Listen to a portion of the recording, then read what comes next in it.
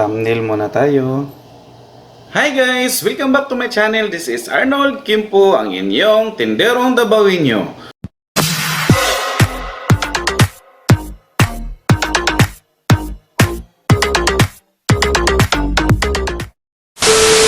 For today's video mga ka-guys, isi-share ko sa inyo paano po i-prepare yung pinakita ko sa inyo last vlog ko na nag-haul ako ng pinamili kong bagong business namin, yung siumay business.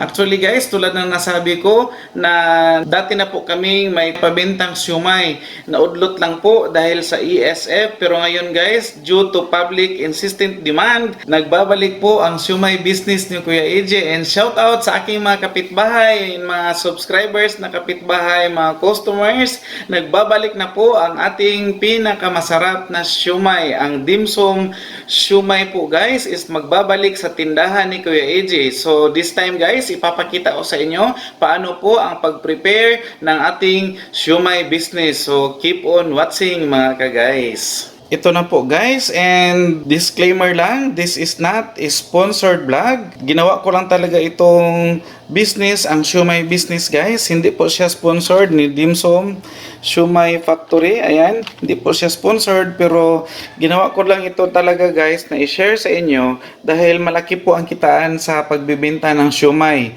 And parang hotcake po once again ang bintahan ng aming siumay noon. And papakita ko lang guys yung mga kakailanganin.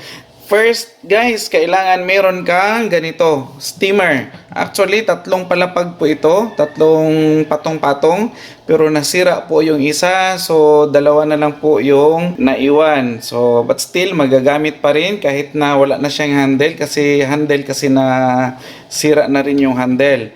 Ayan guys, kailangan, hindi ka po pwedeng magkapag-start sa siumay business mo kung wala kang steamer.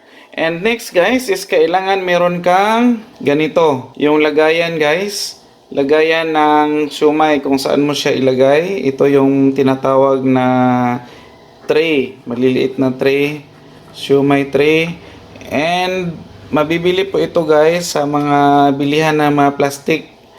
And kailangan yung silver po na ganito, plated ang bilihin mo para hindi po siya madaling masira paglagay ng sauce. And next is kailangan mo ng toothpick, pang tusok. And next is kailangan mo ng tuyo. Ito guys, tuyo. And pwede kang mamili ng tuyo na medyo mura yung presyo, pero hindi din po masarap. So sa amin dito guys is dato puti po ang gamit naming toyo. Ayan. And once again, hindi po ito sponsored ni Dato Puti. And next is kailangan meron tayong tong. Ayan, meron tayong tong. And pinaka-importante guys, isa sa mga pinaka-importante pala is kailangan meron tayong kalamansi. Ayan, meron tayong kalamansi, fresh na fresh si kalamansi. And hindi po pwedeng may siumay ka kung wala kang chili sauce. So kailangan may chili sauce ka, garlic chili sauce. And pinaka-importante talaga guys, hindi po pwedeng magbenta ka ng siumay kung wala kang siumay mismo. So ayan ang ating siumay guys. Ito palang isang pack na ito guys is merong 60 pieces ang laman. Nabili ko ito ng 190 per pack. So kung ibenta ko ito guys ng tag-apat 25 pesos is kung mabebenta po ito lahat is kikita ka dito ng yung bintahan lang dito guys is aabot po ng 300 plus yung bintahan. So mga nasa 317 ata, 320. And less mo yung 190 na capital, so may malaki-laki ka pang kikitain na tubo. I-less mo yung ilang kalamansi and yung matagal naman maubos itong si sauce. Tip ko lang guys is huwag mo hayaan na si customer ang maglagay kasi si customer minsan pag masyadong mahiligin sa maanghang, kahit na ilang kutsara pang garlic chili sauce ang ilagay mo, hindi pa siya kontento. So pag hayaan mo sila, maubos agad yung sauce. So kailangan ikaw talaga maglagay para po makontrol mo kung gaano karami lang yung pwedeng ilagay. So ayan guys, yung ating mga kakailanganin. So next step nito guys is ilalagay ko na yung ating siumay doon sa steamer at saka initin na natin. At saka yung initin natin separate yung ating garlic chili sauce. And boom! Start na po ang ating siomai business. So keep on watching pa rin mga ka-guys dahil ipiprepare ko yung ating siomai na ilagay sa steamer. So first step sa paglalagay ng siomai is kailangan mong maghugas ng kamay. Next guys is maglalagay na tayo ng ating siomai sa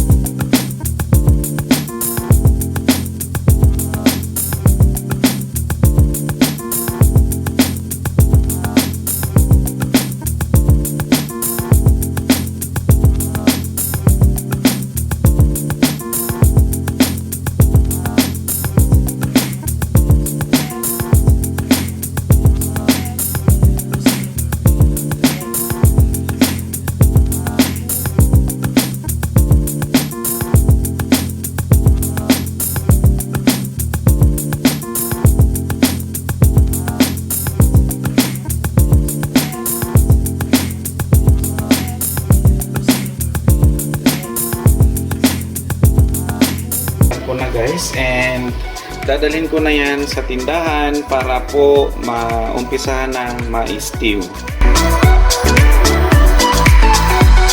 Ayan guys, kumukulo na po yung ating steamer.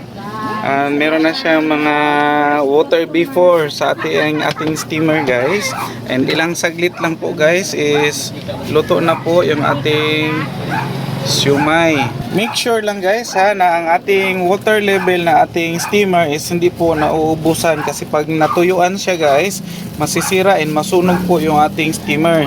So check nyo po constantly, occasionally check nyo po yung water level ng inyong mga steamer kung kayo mag-try ng ganitong business and gagamit kayo ng steamer. And that's all for today guys. Sana nagustuhan and na-inspire naman kayo sa ibinahagi ni Kuya AJ sa inyo ngayong araw. If you like this video, please click like, comment, share, and subscribe kung bago ka sa channel ko. And pakihit ang notification bell and pindutin ang all para ma-notify kayo sa mga susunod na vlog ni Kuya AJ.